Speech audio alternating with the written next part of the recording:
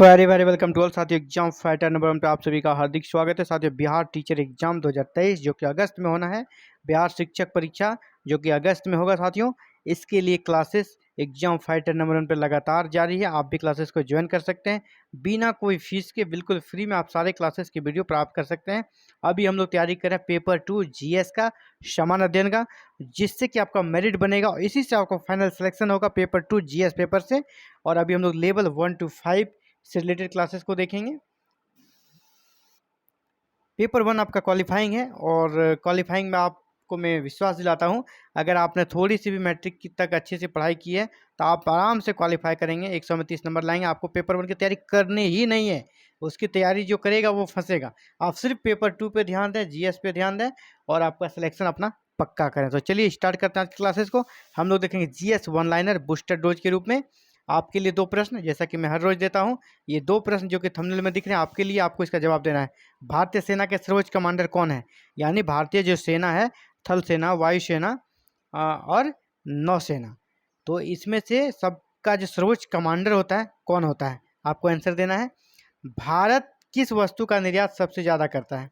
भारत से किस वस्तु का एक्सपोर्ट निर्यात सबसे ज़्यादा होता है? ये दोनों प्रश्नों का आंसर आप सभी से अपेक्षा है कि आप जरूर देने का प्रयास करेंगे और कमेंट करेंगे। चलिए आज के ऑनलाइनर को हम लोग स्टार्ट करते हैं और इसे आपको याद करना है, साथ ही साथ आपको याद करते चले जाना है। इसमें ये नहीं कि बाद में याद करेंगे, आपको साथ साथ याद करके जाना है। गांव के पशु मेलों में पंजीकरण शुल्क से किससे आय होती है? ग्रामीण क्षेत्रों में पशुओं के मेले लगते हैं, वहाँ पशुओं की बिक्री के लिए रजिस्ट्रेशन करना पड़ता है, तो इससे जो शुल्क से जो आय होती है, यह आय किसे होती है? तो साथियों पंचायती राज व्यवस्था में, जैसे अभी सर्वोच्च जो होता है उसके त्रिस्तरीय में वो जिला परिषद होता है सर्वोच्च, यहाँ पर इसका जो आय का जो आय जमा होती है वो जिला परिषद के पास जमा होती है। यानी गांव के पशु मेलों में पंजीकरण शुल्क से किसे आय होती है? जिला परिषद को। अगला है भारत का सर्वाधिक चावल उत्पादक राज्य कौन सा है? भारत का कौन सा राज्य सबसे ज़्यादा चावल का उत्पादन करता है? तो वो हमारा पश्चिम बंगाल होगा। पश्चिम बंगाल, क्योंकि वहाँ की भूमि ही ऐसी है, समतल भूमि है और नदियों की भरमार है, इसलिए पश्चिम बंगाल को चावल उत्पादन में पहला स्थान प्राप्त हो। और ये बहुत दिनों से, और हमको लगता है कि पश्चिम बंगाल ही रहेगा। आप आँख कान बंद करके जब भी प्रश्न आए चावल में सबसे पहला उत्पादन में सबसे पहला राज्य कौन सा है, तो पश्चिम बंगाल आप मार के चले आएँ। अगला है यूएनओ की स्थापना कब हुई थी? आप देख ही पा रहे होंगे 1945 में। 1945 में क्यों हुई थी साथियों? सेकेंड वर्ल्ड वार 1939 से 45 तक चला था। सेकेंड वर्ल्ड वार 1939 से 45 तक चला था और इसमें बहुत ही ज़बरदस्त तरीके से जान माल संपत्ति की हानि हुई थी, लोग मारे गए थे। तो क्या हुआ, पूरे विश्व के जो बड़े बड़े देश थे उन्होंने कहा कि आगे ऐसी घटना नहीं हो, इसलिए एक अंतर्राष्ट्रीय संस्था का निर्माण होना चाहिए जो इस प्रकार की चीज़ों को रोके। इसलिए यूएनओ की स्थापना, जैसे 45 में युद्ध समाप्त हुआ, यूएनओ की स्थापना कर दी गई। और देखिए इनके कारण तीसरा वर्ल्ड वार अभी तक हुआ नहीं है और ना ही होगा, क्योंकि बहुत सारे बड़े बड़े अंतर्राष्ट्रीय संस्थान बन चुकी है। तो यूएनओ की स्थापना कब हुई? तो 1945 में, सेकेंड वर्ल्ड वार के बाद। अगला है मानवाधिकार दिवस कब मनाया जाता है? मानवाधिकार यानी मानव के अपने क्या क्या अधिकार हैं उनके लिए एक दिवस के रूप में यूएनओ के द्वारा ही, संयुक्त राष्ट्र संघ के द्वारा ही उस डेट को डिक्लेयर किया गया। वो डेट हमारा 10 दिसंबर, 10 दिसंबर क्या है? विश्व मानवाधिकार दिवस है, 10 दिसंबर। अगला है भारत का सबसे लंबा बांध कौन सा है? भारत का सबसे लंबा बांध कौन सा है? तो भारत का सबसे लंबा बांध साथी हीराकुंड बांध। भारत का सबसे लंबा बांध है हीराकुंड बांध। ब्रिटिश द्वारा भारत में सर्वप्रथम बंदरगाह कहाँ स्थापित किया गया? जिस प्रकार ब्रिटेन का यहाँ पे हमारे देश में शासन रहा अंग्रेजों का, और उस दौर में उन्होंने भारत से व्यापार करने के लिए और भारतीय सामान को विशेषकर विदेशों में निर्यात करने के लिए बंदरगाहों का उपयोग किया, यानी समुद्री मार्ग का उपयोग किया।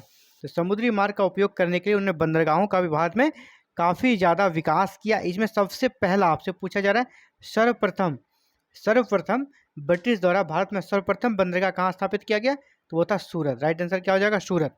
अगला है भारत में टीन कहाँ पाया जाता है? जो टीन है हमारा, टीन सबसे ज़्यादा कहाँ पाया जाता है? तो वो पाया जाता है आपका हजारीबाग। हजारीबाग कहाँ है साथियों? झारखंड में है। तो झारखंड के हजारीबाग में टीन सबसे ज़्यादा भारत में पाया जाता है। भारत में सर्वाधिक स्वर्ण उत्पादन करने वाला राज्य कौन सा है? यानी सोने का सबसे ज़्यादा उत्पादन भारत का कौन सा राज्य करता है? सोने का कर्नाटक। तो कर्नाटक सोने के उत्पादन में भारत में पहला स्थान रखता है। और इस पर एक मूवी भी बनी थी KGF, आपने सभी ने देखी होगी। KGF Kolar gold field. Kolar कहाँ है? कोलार की स्वर्ण खान है, कर्नाटक में है। KGF मूवी भी इसी पे बनी हुई है। तो सबसे ज़्यादा स्वर्ण उत्पादन करने वाला राज्य कौन सा है? कर्नाटक। अगला है, भारत की प्रथम महिला राष्ट्रपति कौन थी? यानी भारत की पहली महिला राष्ट्रपति कौन थी? तो प्रतिभा देवी सिंह पाटिल। प्रतिभा देवी सिंह पाटिल भारत की प्रथम महिला राष्ट्रपति थी। नोबेल पुरस्कार से सम्मानित प्रथम भारतीय महिला। नोबेल पुरस्कार जो कि विश्व का सबसे बड़ा नागरिक सम्मान है, इससे सम्मान पाने वाली प्रथम भारतीय महिला कौन थी? Mother Teresa.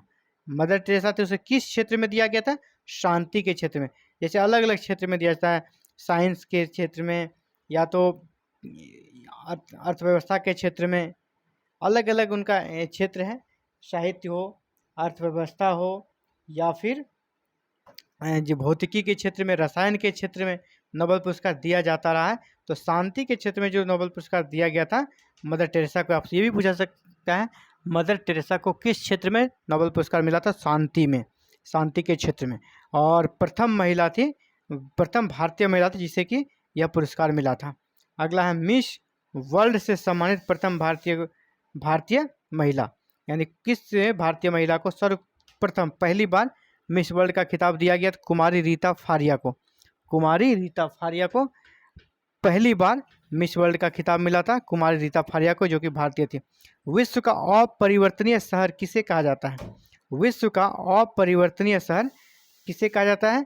जिस पर हम सभी जानते हैं, प्राचीन काल में रोम काफ़ी प्रसिद्ध शहर था और बहुत ही विकसित शहर था। और रोम की जो मर्यादा है, जो उनकी जो प्रतिष्ठा है, आज भी कायम है। इसीलिए इसे देखते हुए रोम को विश्व का अपरिवर्तनीय शहर कहा जाता है। यानी राइट आंसर आपका रोम होगा।